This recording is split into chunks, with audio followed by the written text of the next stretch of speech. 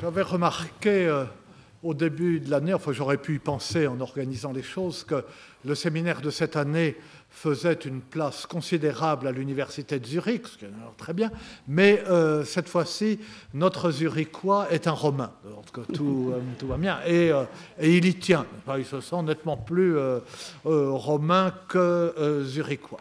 Et il a le professeur Luciano Rossi, donc professeur à l'université de Zurich, a toutes les qualités du philologue italien et il est un des plus brillants représentants de cette espèce particulièrement brillante et à l'égard de laquelle j'ai déjà exprimé mon admiration et ma terreur. Et nous nous connaissons depuis bien longtemps et je suis avec admiration ces travaux nombreux depuis bien longtemps et je l'ai fait travailler et j'aurais aimé le faire travailler davantage, enfin, ou qui termine, c'est vrai, mais enfin bon, ça c'est... Jetons un voile sur ce passé douloureux, mais il est particulièrement à même de nous éclairer dans les questions que nous nous posons cette année, parce que c'est un philologue qui trouve des choses. Tout le monde ne trouve pas, surtout dans notre domaine. La plupart des savants, des érudits, peuvent écrire des choses très intéressantes, mais ne trouvent rien. Tandis que lui l'a trouvé en très peu de temps, ces dernières années, de choses très importantes. Une trouvaille sûre et une trouvaille certains discutent, que lui-même n'affirme pas avec une parfaite sécurité, mais probable. La trouvaille sûre concerne Jean Demain, le second auteur ou l'auteur du roman de la Rose. On savait depuis longtemps qu'il y avait à Bologne, entre 1260 et 1265, un étudiant qui s'appelait Jean Demain. Et on disait, ce n'est pas le même. Pour toutes sortes de raisons, on disait que ça ne pouvait pas être le même. Et, je passe les détails, Luciano Rossi a montré, de façon absolument irréfutable, c'est admis par tout le monde, même par les plus grands spécialistes du roman de la Rose, qui avaient quelques doutes au départ, que le Jean Demain de Bologne est notre Jean Demain. Alors on me dirait, ça n'a pas une grande importance. Si, le nom du poète a de l'importance en la circonstance. Ça a de l'importance pour la culture de Jean Demain sur ce qu'il pouvait savoir des événements de son temps en France, en Italie. Ça a une importance sur son statut social parce que le Jean Demain de Bologne est donc notre Jean Demain est le fils du seigneur Demain. Et donc les considérations iconoclastes sur l'origine de la noblesse ne viennent pas d'un pauvre clerc, on va en trouver, etc. Ça a de l'importance parce qu'il est donc vraiment Demain, fils du seigneur Demain, et lié à Orléans, et qu'il y a eu un chanoine d'Orléans qui s'appelait Guillaume de Loris. Enfin, toutes sortes de choses. Donc c'est une trouvaille extrêmement importante, non seulement pour l'histoire littéraire, mais pour l'herméneutique littéraire, et s'agissant d'une œuvre qui est peut-être l'œuvre la plus importante du Moyen-Âge français, le roman de la Rose. Et sa deuxième trouvaille, mais j'en parle peu parce que je pense qu'il va nous en parler, concerne le troubadour Cercamon, dont il a donné une édition non seulement, et une traduction, non seulement excellente, mais qui bouleverse notre connaissance de ce poète dans les classiques français du Moyen-Âge, dirigés par Jacqueline Cerchiglini-Toulet, ici présente, et que nous avons eu le plaisir d'entendre la semaine dernière, et l'intérêt. Voilà, Luciano, tu... Merci, Michel. Je suis un philologue italien, oui, bien sûr, mais j'enseigne depuis 28 ans à Zurich. Ça montre que je ne suis pas toujours tout à fait d'accord avec mes collègues italiens. On discute, on continue de discuter. Oui, ça, les Italiens ne sont jamais d'accord entre eux. Donc oui, ça prouve qu'il est resté totalement italien, sinon il ne commencerait pas par un propos polémique. C'est un fait. J'enseigne depuis 28 ans à Zurich. Pourquoi parler d'hétéronymie poétique? Et avant de vous parler de ce concept critique, j'aimerais encore une fois avoir recours à la tradition de l'ombre. Parce que les philologues italiens, les derniers, ont renoncé à l'idée de l'auteur, ou de pouvoir reconstituer un original perdu, ça on le dit depuis longtemps, mais même un archétype perdu. Aussi longtemps qu'on parle d'auteurs comme Dante, Pétrarque, Boccace, voilà, que l'importance de l'auteur est encore considérée. Mais pour des gens qui n'ont pas une présence forte, comme c'est le cas de Jean Renard, qui est en effet un nom de plume, personne ne s'est intéressé à cela. Et la tradition du lait de l'ombre est bien instructive à cet égard, parce que le poème fantastique, Michel l'a déjà dit, compte 960 vers et qu'on a 7 manuscrits, 6 du XIIIe et en 7e du XIVe siècle. Donc on devrait contrôler 7000 vers pour avoir, disons, un contrôle complet de la varia lectio. Et pensez qu'en ce qui concerne le roman de la Rose, l'autre roman de la Rose, celui de Jean Denain, on a affaire à 6 millions de vers, parce qu'on a 660 manuscrits pour 22 000 vers. Or, Jean Renard est ce pseudonyme, très intéressant bien évidemment, Renard, est un auteur connu, grâce aux anagrammes qu'il a parsonnés ça et là dans ce texte, on lui attribue aussi au moins Les Scoufles, encore un roman très important, et un roman importantissime en ce qui concerne la naissance du deuxième roman de la Rose, le premier roman de la Rose que Michel Jean connaît très bien, qu'on a l'habitude d'appeler de Guillaume de Dole aujourd'hui pour le distinguer du roman de la Rose. Pourquoi je dis ça? Parce que tant Bédier, excellent philologue, que je dirais plutôt lachmanien, l'orthodoxie lachmanienne de Bédier est vraiment irréfutable. C'est quelqu'un qui connaît la tradition du texte et qui voit quelle est la varia lectio toujours. Et puis il renonce à agir mécaniquement, ça oui. Eh bien, tant Joseph Bédier que Félix Lecloir, excellent philologue, lui aussi très brillant, mais très profond surtout, ont renoncé bizarrement, même s'ils connaissaient parfaitement Jean Renard, parce qu'ils ont publié aussi d'autres romans de Jean Renard, ont renoncé à chercher l'auteur. Et pourtant, en Belgique, une certaine Rita Lejeune a travaillé toute sa vie sur un auteur possible, un personnage historique possible. Le premier évêque seigneur de Liège, Hugues de Pierrepont. Il a publié jusqu'à l'âge de 92 ans des textes sur Jean Renard. Et il est arrivé. Jean Renard est un auteur qui a une profonde culture juridique. Il la montre partout.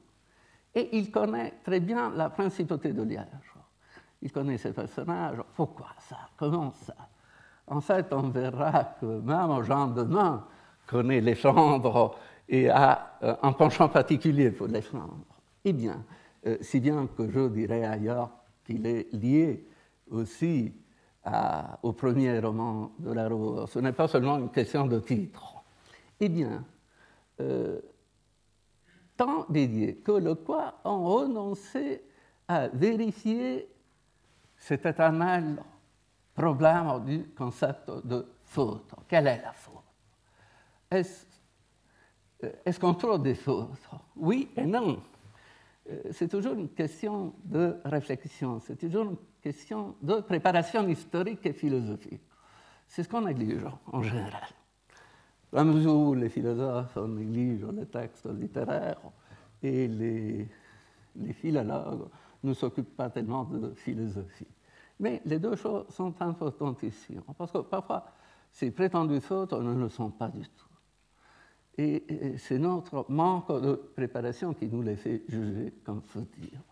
Mais c'est l'ensemble des problèmes liés au concept de faute.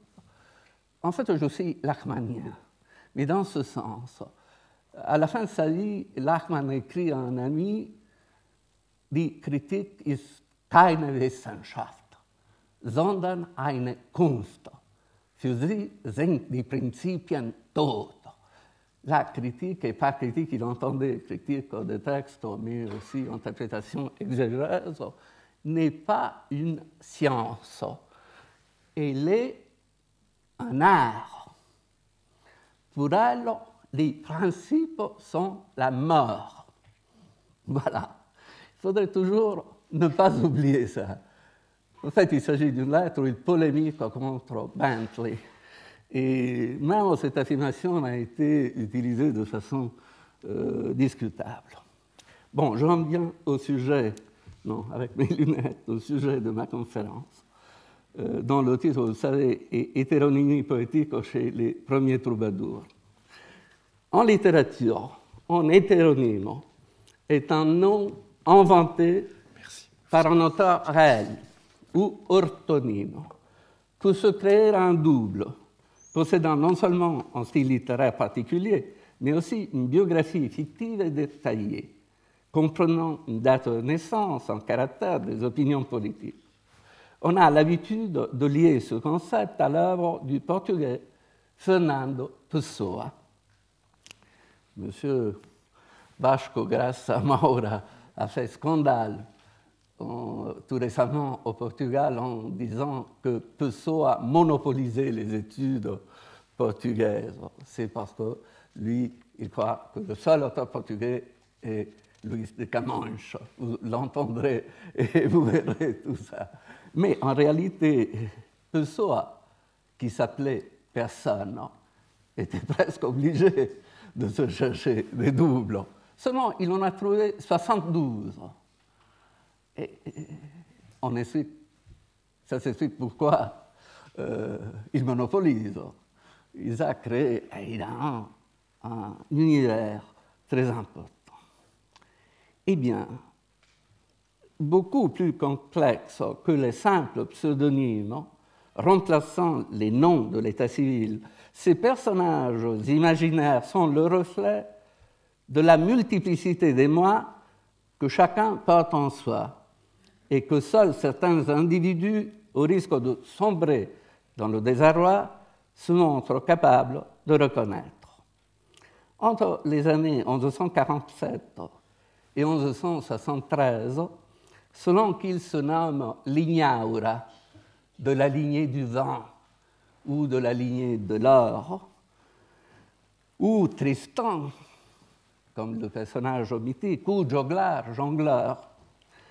le noble poète, troubadour, Rimbaud d'Orange, assume des identités poétiques très différentes jusqu'à modifier son style. Et j'aimerais vous parler du véritable Tristan parmi les troubadours, qui a été Tristan depuis sa naissance au Bernard de Ventadour, d'après ce que nous explique Rimbaud d'Orange lui-même. Mais je ne ferai pas ça parce que maintenant, je veux vous donner une idée sur les tout premiers troubadours, vraiment les origines. Comment ça se fait qu'on ait commencé à poéter en occitan et pourquoi, disons, il y a autant de discussions là-dessus. On peut opter pour une interprétation deleuzienne de l'hétéronymie.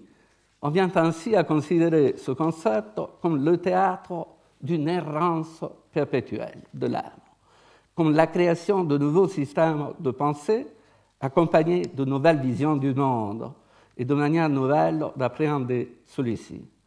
Nous retrouvons une idée équivalente dans la Bible, où l'on voit que l'unité représentée par l'auteur de la création se manifeste à travers la diversité des interprètes qui rédigent le texte sacré, en conformité avec ce que chacun d'eux entend comme dicté par la voix de l'esprit. D'une façon analogue, mais non sans un brin d'auto-ironie, pour les écrivains médiévaux, le poème préexiste à celui qui l'a composé, à cette sorte de scribe sacré qui doit uniquement se préoccuper de l'extraire du centre intime de son être, ex corde suo, ex intimo suo. Toutes ces métaphores sont très importantes parce qu'elles sont personnalisées par les troubadours. Elles correspondent à « je ». L'auteur en dehors de sa personne, la mémorable formule Pessoen, devient alors symboliquement chaque voix d'une altérité essentielle, d'un autre qui n'est pas l'auteur, mais qui pourtant renvoie à cette fonction primordiale. Le fait que j'ai parlé d'hétéronymie à propos des troubadours et des troubadours médiévaux, auxquels on ne reconnaît même pas le statut de poète, a été considéré par mes collègues comme l'une de mes provocations habituelles. Et pourtant, l'ensemble d'un processus aussi complexe et hétéroclite, tel que le rapport à soi, dont la tradition lyrico-médiévale devrait obliger les chercheurs à se confronter préalablement avec un problème dont on a sous-estimé l'étendue, celui de l'extrême mouvance onomastique des différents acteurs de ce renouveau qui a été au XIe siècle, d'une part la profonde métamorphose du lyrisme latin et de l'autre l'avènement d'une poésie lyrique en langue vernaculaire.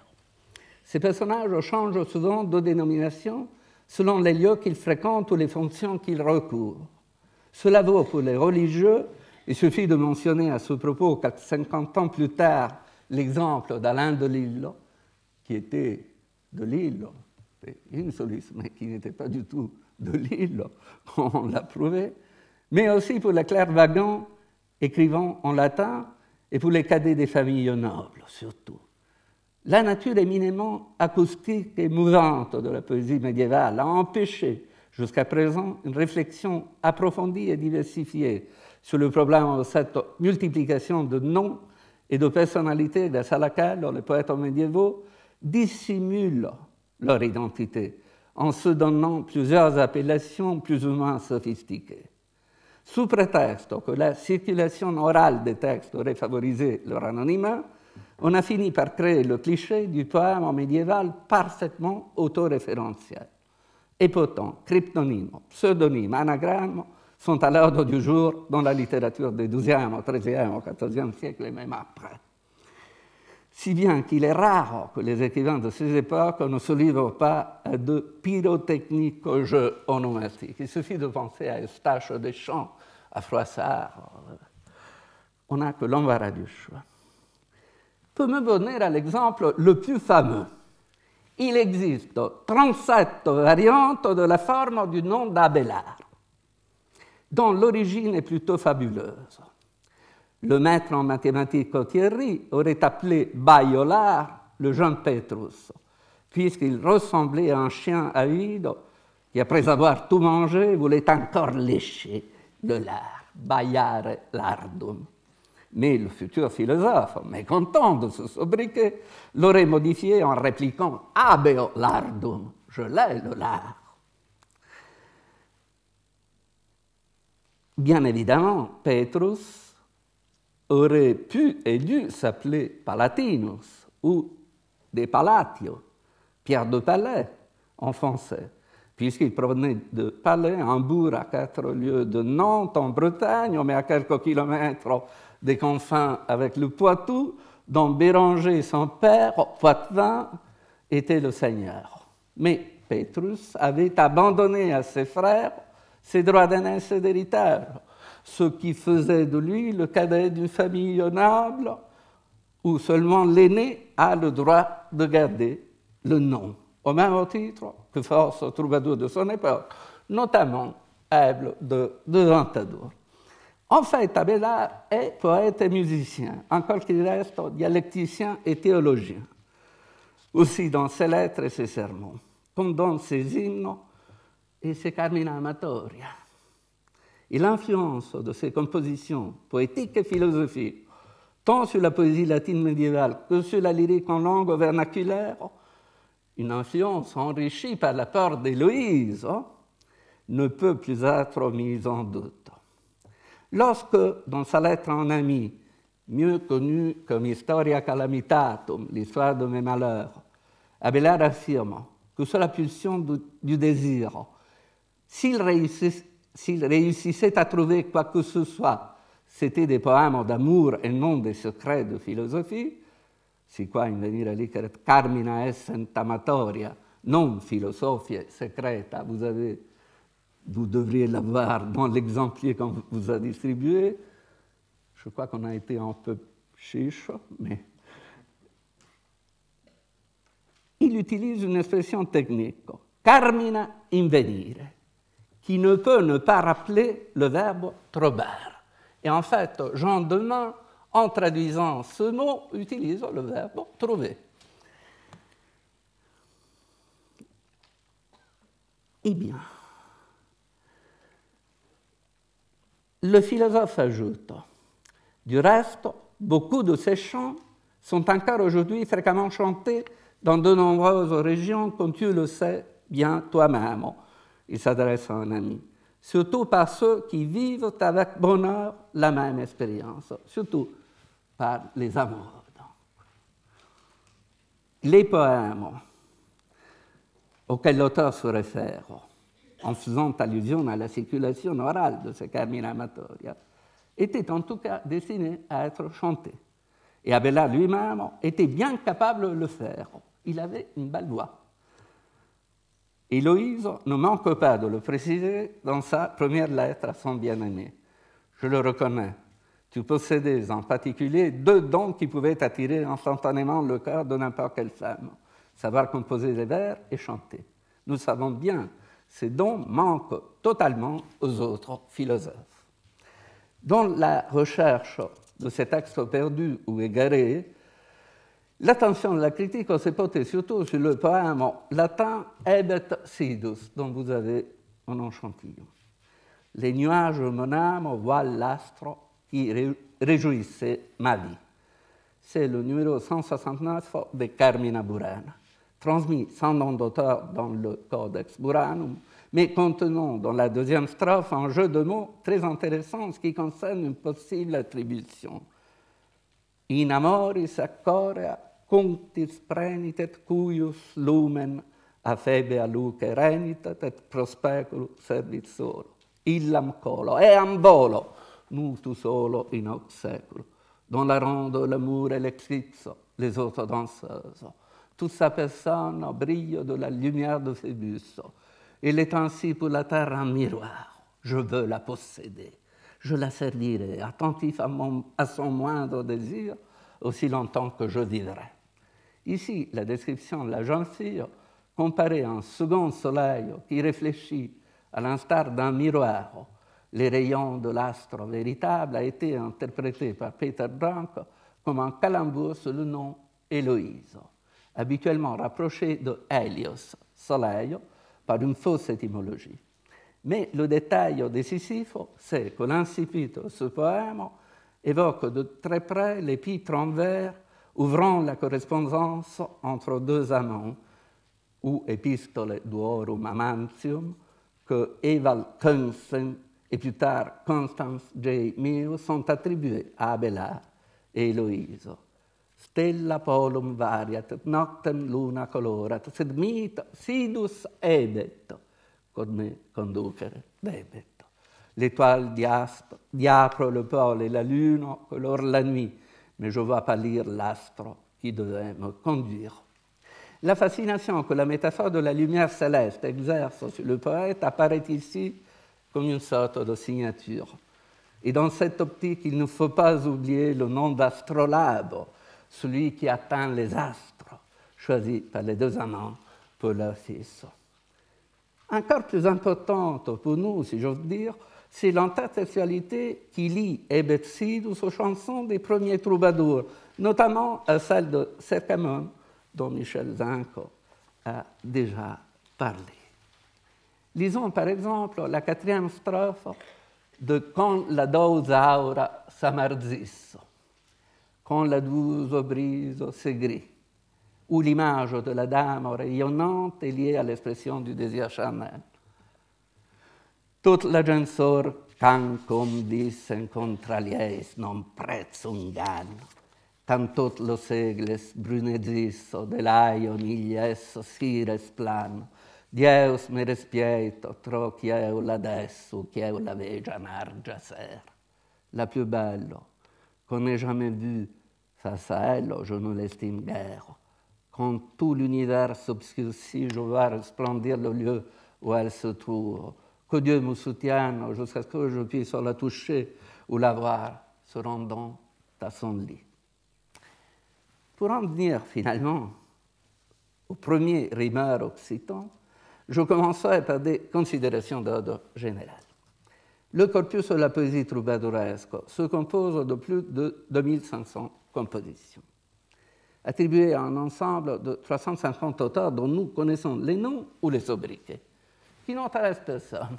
On les classe par ordre alphabétique, c'est tout ce qu'on fait. Figurez-vous que tout dernièrement, 2 études, mais il faudrait parler de 3 études d'éminents spécialistes, mes collègues, enseignants à Genève et à Lausanne, ont cherché à expliquer le nom de Mercabru en ayant recours à la linguistique normative. Et les résultats ont été les suivants. Le lausannois, François Dufray, dit que c'est le bélier caprin, donc le mâle caprin. Et le Jambois, qui est en réalité en italien, Maurizio Peruggi, dit que c'est la marque de la pureté. Tous les deux s'occupent de linguistique, mais ils négligent un tout petit peu les documents historiques qui pourraient leur réserver quelques surprises.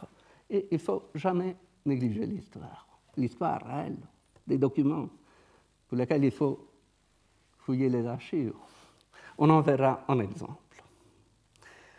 L'avènement d'une culture profane au sud de la France entre le XIe et le XIIe siècle a du prodigieux. Encore que les prémices de ce phénomène soient répérables déjà à partir des siècles précédents, à une époque où le clergé occidental parle une même langue, le latin, assurant l'unité culturelle et religieuse de différents peuples, il est surprenant que des gens de guerre non seulement s'initient aux lettres, mais qu'ils réussissent à exprimer en occitan une manière nouvelle de concevoir les rapports sociaux en se dotant de symboles rhétoriques et poétiques aptes à concrétiser ce dessein. Tel est le cas de Guillaume, 7e comte de Poitiers et 9e duc d'Aquitaine, et de son vassal, Aible, vicomte de Ventadour, 2e de ce nom à propos duquel, d'après la Communis Opinio, nous possédons seulement des renseignements indirects, car aucun texte ne lui est attribué dans les manuscrits qui nous ont transmis la poésie occitane. Mais on pourrait également nommer Geoffrey Rudel, très noble, mais seulement sur parchemin, et Marcabru, apparemment d'origine plébéienne. Mais il faudrait aller plus loin, comme je viens de le dire. Et surtout, il ne faudrait pas négliger le mystérieux Cercamon, dont les Vidas disent qu'il était un pauvre jongleur gascon, obligé de rôder le monde pour gagner sa vie, mais aussi qu'il était troubadour et qu'il avait été le maître de Marcabru. Comment concilier ces deux renseignements? On constate chez ces poètes ou musiciens la mise en place d'un système d'écriture et d'énonciation dont les fonctions sont liées à la réalisation d'un projet que j'oserais définir à la fois pragmatique et transcendant. Comprendre ce système littéraire et mental sans le rabattre sur le nôtre en le banalisant exige de notre part un effort continuel de compréhension, d'autant plus que nos connaissances en dépit de l'assurance des dits spécialistes, n'ont pas énormément progressé dans ces dernières décennies. Pour mieux dire, c'est les sciences auxiliaires de la philologie, en particulier la linguistique, mais surtout la codicologie et la métrique, ont fait de véritables pas en avant.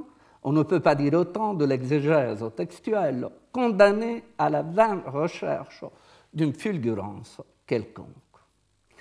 Les raisons de la véritable révolution culturelle qui est à la base du troubadour occitan à ses débuts sont multiples. Il n'est pas possible de les analyser ici en détail. Le point le plus saillant est sans doute l'émergence d'une nouvelle forme d'aristocratie, fondée sur la réorganisation des liens féodaux-vassaliques, ayant comme conséquence une prolifération de nouveaux seigneurs et comportant la création d'un véritable rituel que la critique a défini comme chevaleresque, ayant la domine au centre de la vie de la cour. Il y a d'autres raisons dont je vous fais grâce. Mais à ces observations, il faudrait ajouter l'importance de la tradition culturelle des milieux poitevins et limousins des siècles précédents. Pour comprendre le miracle constitué par le corpus poétique du comte de Poitiers, son amitié et sa rivalité pour son vassal, le vicomte de Ventadour, tout comme le mythe entourant la figure de celui-ci, on ne pourra pas éviter de mentionner l'activité littéraire d'un Fulbert de Chartres, et surtout celle de son élève Hildegard à Poitiers, où Guillaume V le Grand, élevé à Chinon et à la Côte de Blois, avait rapporté le goût des lettres déjà à cheval entre le Xe et le XIe siècle. À propos de Fulbert, même si nous ne pouvons pas l'inscrire dans la lignée érigénienne de Jean Scott Érigène, c'est-à-dire celui qui est né en Irlande, cette combinaison très bizarre de grec et de proto-irlandais, bien, la lettre de notre évêque à Abond de Fleury provoque qu'autour de l'an 1000, qu'autour de l'an 1000, on était familiarisé avec le lexique de cette forme de théologie que les historiens de la philosophie ont appelée apophatique ou négative. On ne peut pas définir Dieu que par la négation, par la négative, par tout ce qu'il n'est pas. Tout comme on ne peut pas définir l'amour de la même façon.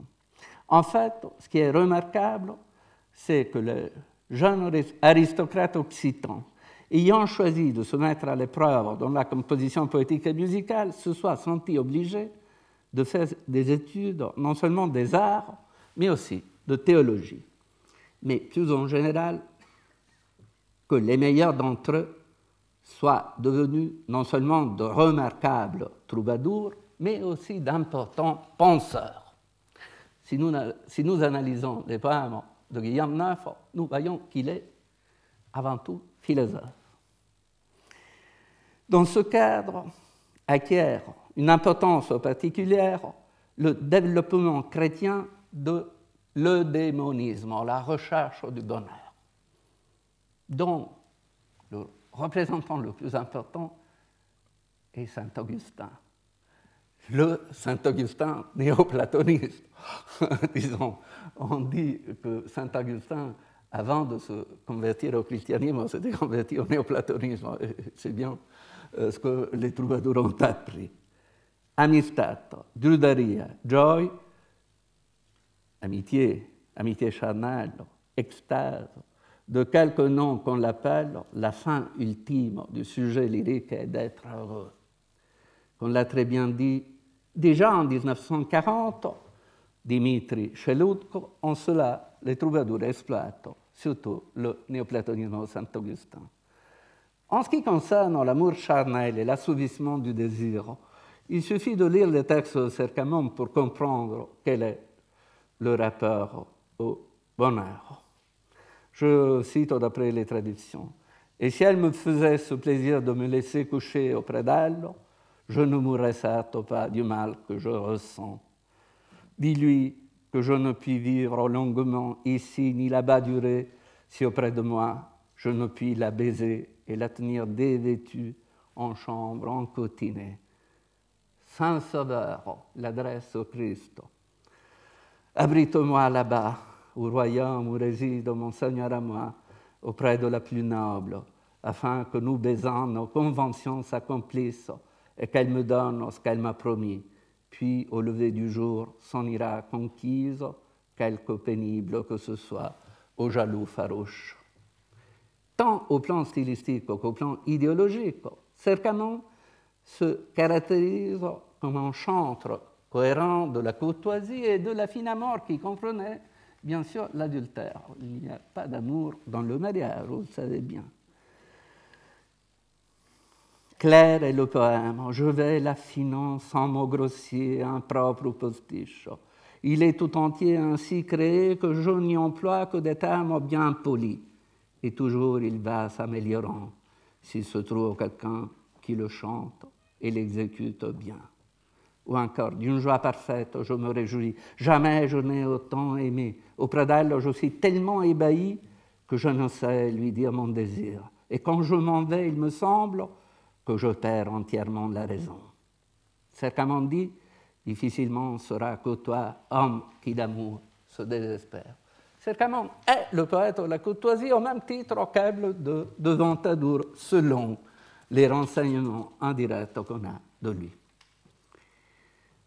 Il faut admettre que les études sur les fondements philosophiques de la poésie lyrique occitane, en dépit de quelques exceptions, n'ont pas brillé, surtout dans les années récentes, dans la mesure où les philosophes négligent d'habitude les troubadours et les philologues n'aiment pas particulièrement la philosophie, où ils font recours d'une manière un peu trop superficielle.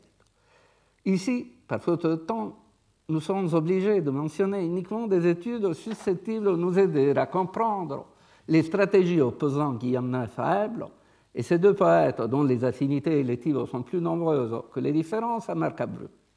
Dans ce cadre, l'apport le plus important nous a été fourni par les travaux d'Aurelio Roncaglia, mon maître de Rome, dont les hypothèses souvent éclairantes sont vérifiables à la lumière des résultats de la spéculation récente sur la philosophie du XIIe siècle.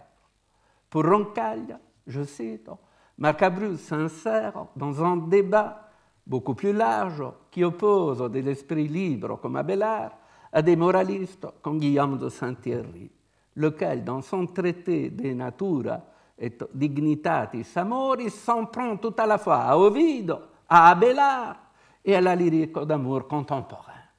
Fin de citation. Une analyse attentive des positions de Cercamon sur l'amour pourrait nous montrer quels sont les concepts importants qui lient notre troubadour à la filière abélasienne. Non seulement en ce qui concerne les affirmations d'ordre général, mais surtout la pragmatique littéraire qui en dérive.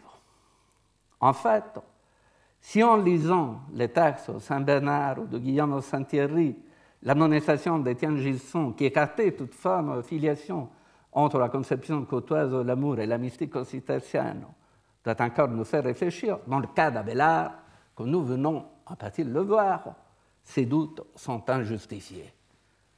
Les affinités existent comment? Mais revenons-en, je vois que le temps passe, je ne peux pas vous torturer. Revenons-en au problème onomastique.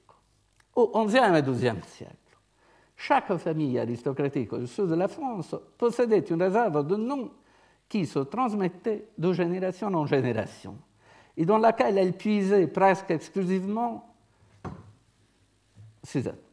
Les vicomtes Ventadour, eux, sont demeurés proches de la branche de Comborne, d'où ils étaient issus, d'autant plus que les droits des deux maisons sont restés longtemps imbriqués sur le terrain. Comme l'a très bien écrit Bernadette Berrière, je cite, en ce qui concerne le choix du nom marqueur du nouveau lignage, il reste limité et pour plusieurs générations au nom en usage dans la famille d'origine. Il semble que dans un premier temps, on ait pensé de faire alterner d'une génération à l'autre les noms d'Aigle et d'Archambault. Et l'aîné dans la famille de Ventadour était Archambault.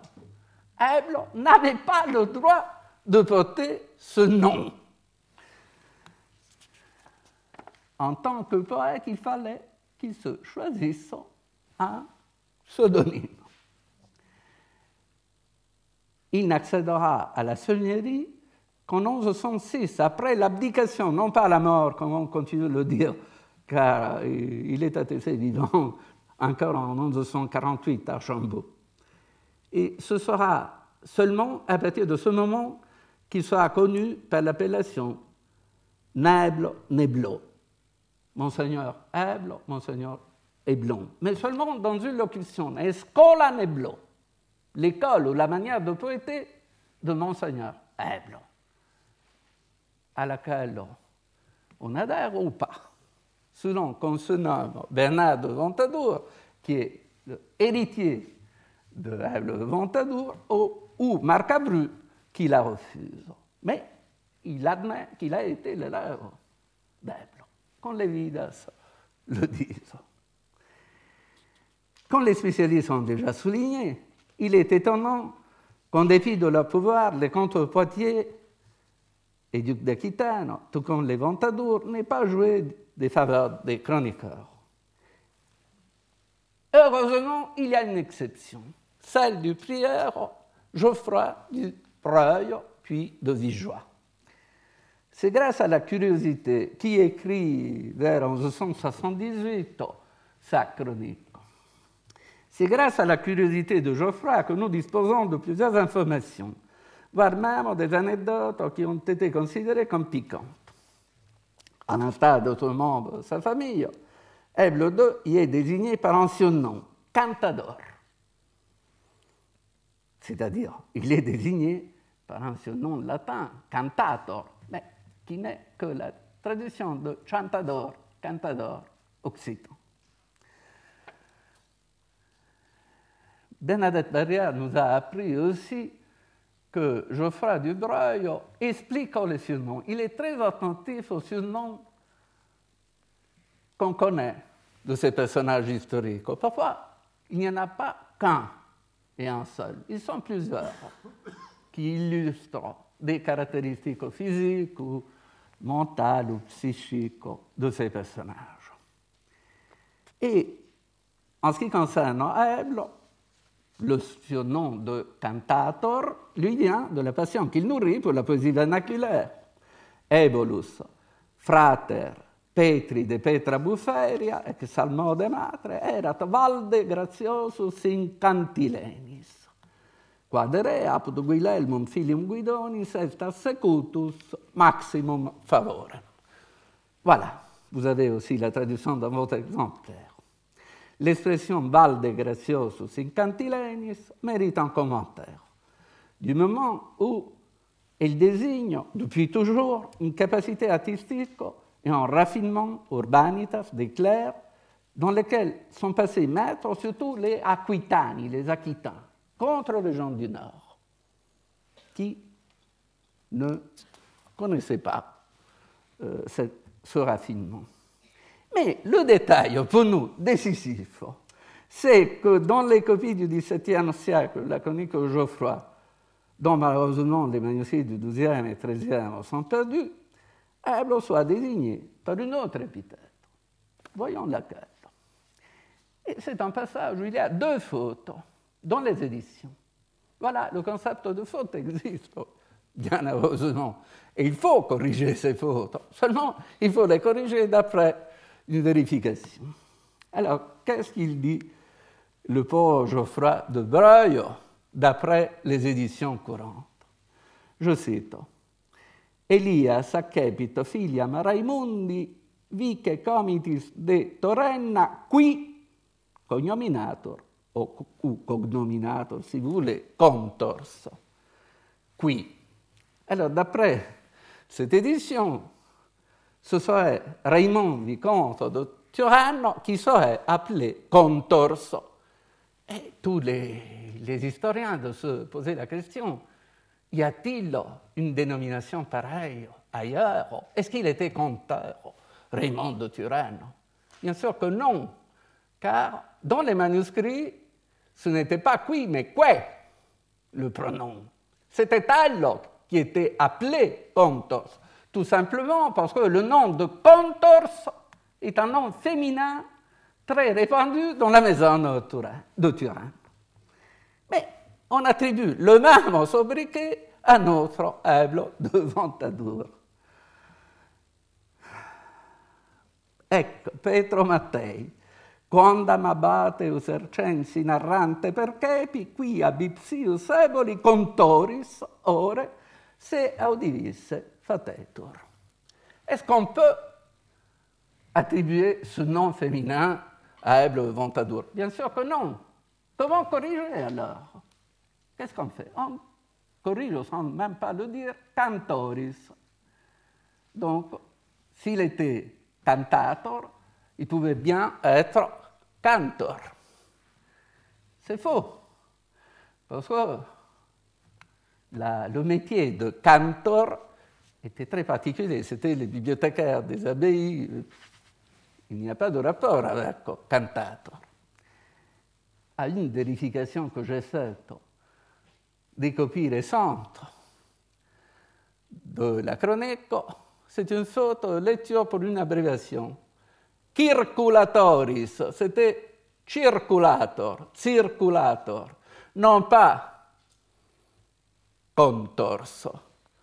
L'abréviation, il n'y avait pas de titre, de titulus, mais c'était le petit apostrophe sur le C qui est utilisé comme abréviation pour circul. Voilà. Le terme circulator, du latin circumferre, au sens propre, désignait l'action de se promener, errer, voyager pour vendre des marchandises ou pour s'exhiber sur les places publiques. Quel peut être l'équivalent occitan d'un tel surnom?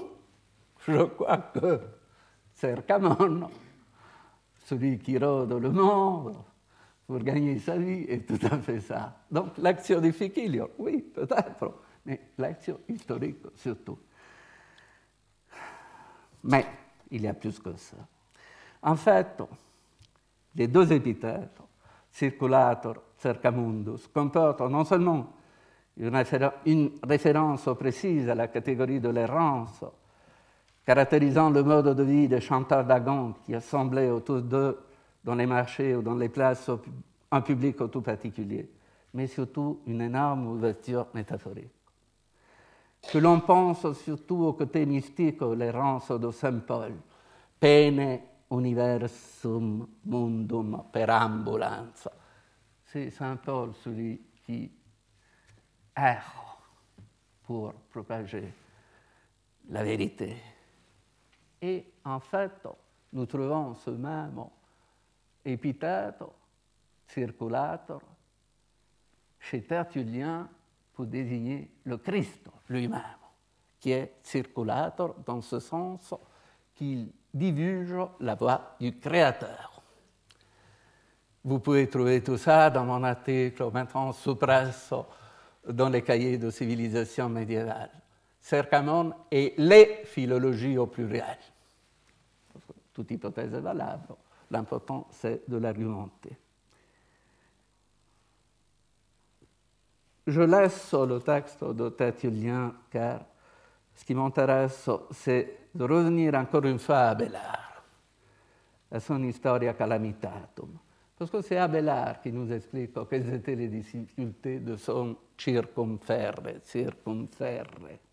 Mais Satan multipliait les obstacles pour m'empêcher de trouver ou pouvoir me reposer et même seulement vivre. Partout où j'allais, j'étais comme un errant, un fugitif, l'image de Caïn le maudit. Les troubadours, à l'instar de leur modèle, s'oublient en tant que sujet et se représentent comme voix autonome, liée à une vie supérieure et antérieure. D'où la nécessité pour les interprètes d'analyser attentivement les différentes formes et significations des sobriquets qu'ils se donnent et dont les philologues n'ont pas toujours compris la valeur. Par manque d'attention, je dirais. Voilà tout. J'ai terminé.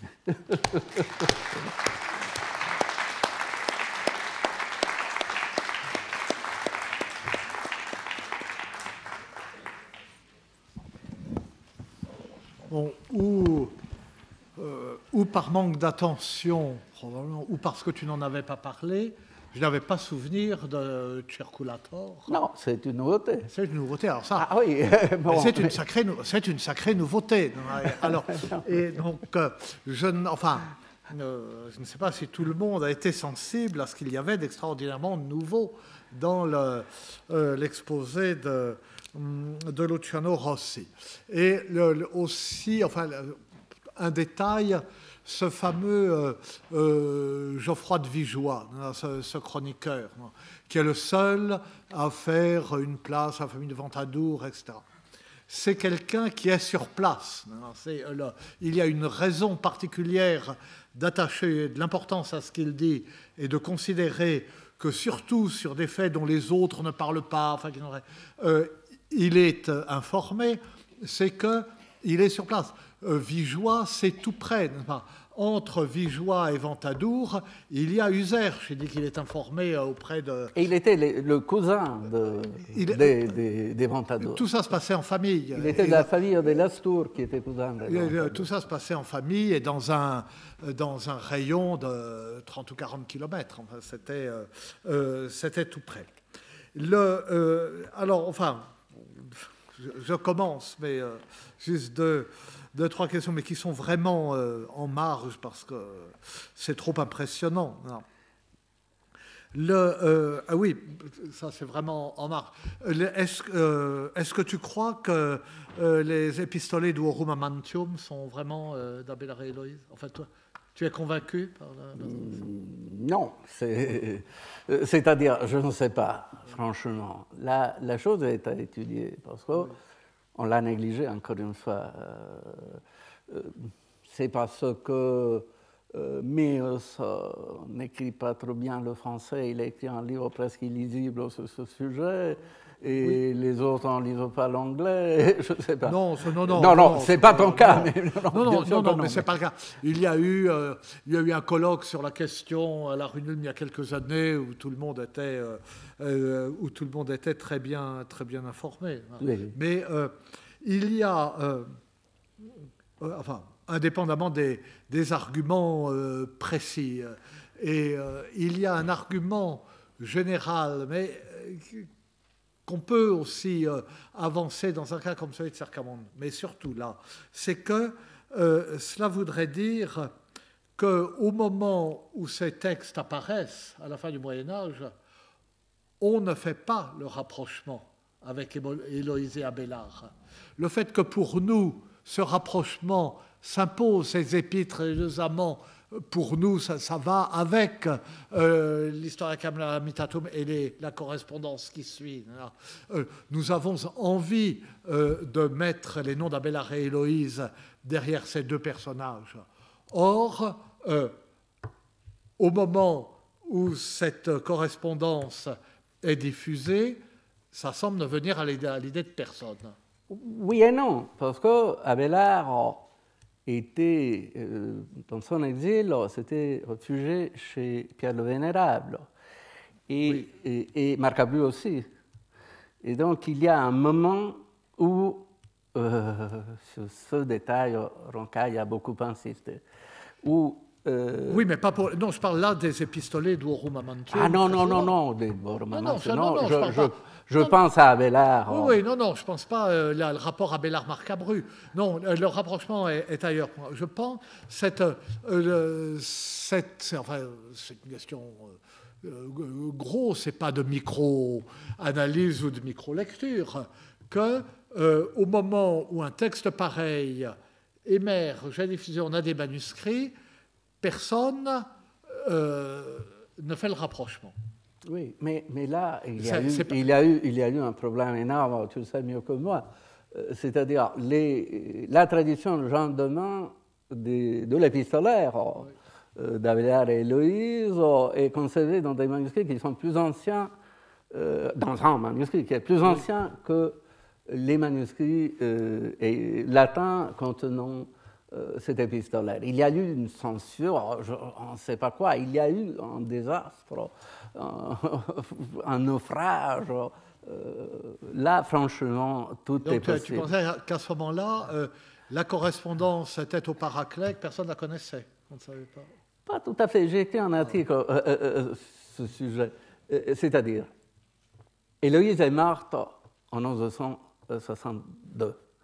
Et donc, les Trobaïrites existaient déjà. Et je crois qu'il a eu 20 ans après la mort d'Abélard, qui est mort en 1942, pour discrètement faire circuler ses épîtres, je crois.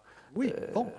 Oui, mais justement, je ne crois pas, au moment où les Epistolae Amantium apparaissent et sont diffusés, je ne crois pas, je crois que tout le monde connaissait l'existence de la correspondance Abélard et Héloïse. Ce n'était pas un secret enfoui au fond du Paraclet. Et du coup, le fait que ce rapprochement qui pour nous s'impose entre les deux, s'impose à tel point que des savants considèrent qu'on peut attribuer cette correspondance à Abélard et Héloïse, que ce rapprochement n'ait été fait par personne. Et le rapprochement, alors, mon association d'idées est lointaine et tirée par les cheveux, mais c'est la suivante, et c'est un détail, quelque chose de gros aussi, parce que moi, je ne sais jamais rien dans le détail. Mais ton circulateur répond d'une certaine façon. Est-ce qu'au moment où les poèmes de Cercamon sont diffusés, est-ce qu'on sait qu'ils sont, dans l'hypothèse, je dirais, qu'ils sont d'Aible de Ventadour?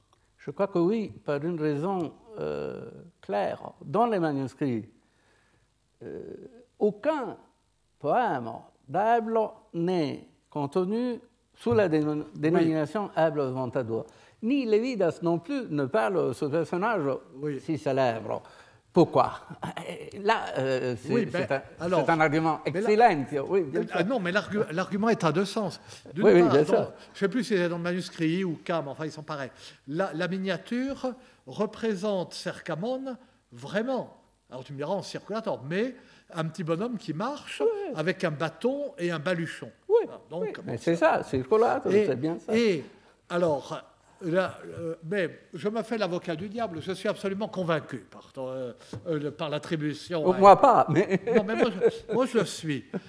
Mais je me demande s'ils le savaient, parce que ça leur fournissait justement, pourquoi l'avoir caché? Ça faisait une vida tout de même plus intéressante que les 3 lignes sur le maître de Marcabru.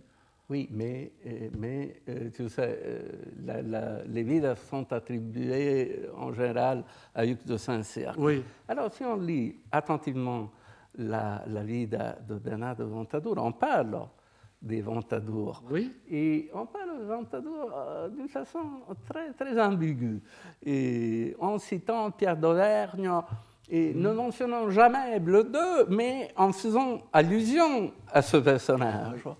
Et franchement, il faut, comme tu nous l'as appris dans tes cours, lire entre les lignes des Vidas, qui sont apparemment naïves, mais qui cachent des renseignements précieux. Oui, mais cela déplace la question. Pourquoi un personnage comme Hugues de Saint-Cyr ne voulait pas parler directement d'Aible II de Ventadour? C'était vieux à l'époque. Oui, mais là, il y a, encore une fois, il y a une faute dans les manuscrits que les philologues cherchent à corriger. Quand il parle de Ventadour et d'Aible de Ventadour dans sa vida, il y a une faute évidente que Giuffre a cherché à corriger, qui montre que ce n'est pas, ce petit passage, ce n'est pas a été interpolé, ce n'est pas Duc de Saint-Cyr lui-même, parce que c'est postérieur. Alors encore pire, toujours confronté. Mais, oui, bien sûr. Mais encore pire, dans ce cas-là, ou bien Hugues de Saint-Cyr ne parle pas du tout d'Aible de Ventadour, ce qui est énorme, ou bien il en parlait, alors là, dans ce cas-là, mais c'est un vrai roman policier, il en parlait de façon tout à fait explicite.